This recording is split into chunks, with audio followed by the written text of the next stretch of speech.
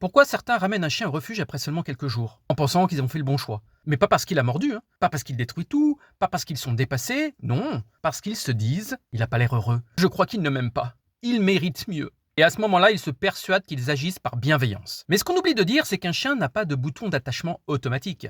Il arrive dans un monde inconnu avec des codes inconnus et souvent après avoir déjà été trimballé. Alors il observe, il doute, il attend. Et pendant ce temps-là, certains humains, eux, attendent un lien immédiat, un regard complice, un comportement parfait, au bout de 72 heures, et encore. Quand ça ne vient pas, ils ne se demandent pas ce qu'ils pourraient changer. Ils concluent que ce chien n'est pas fait pour eux. Alors ils le ramènent en disant que c'est pour son bien. Mais soyons honnêtes, ce n'est pas un geste pour le chien, c'est un soulagement pour eux. Parce qu'ils ne s'étaient pas préparés à douter, à galérer, à apprendre, à se remettre en question. Sauf que c'est ça adopter. Ce n'est pas prendre un chien qui colle à ta vie, c'est reconstruire une vie ensemble. Ça prend du temps, parfois des semaines, parfois plus. Ça demande de la patience, un cadre, parfois l'aide d'un pro. Mais ce qui est sûr, c'est que si tu traites un chien comme un essai, tu n'auras jamais de résultat. Le refuge, c'est pas un showroom. Et un chien, c'est pas un test. C'est un engagement, même quand c'est pas simple. Et surtout quand c'est pas simple.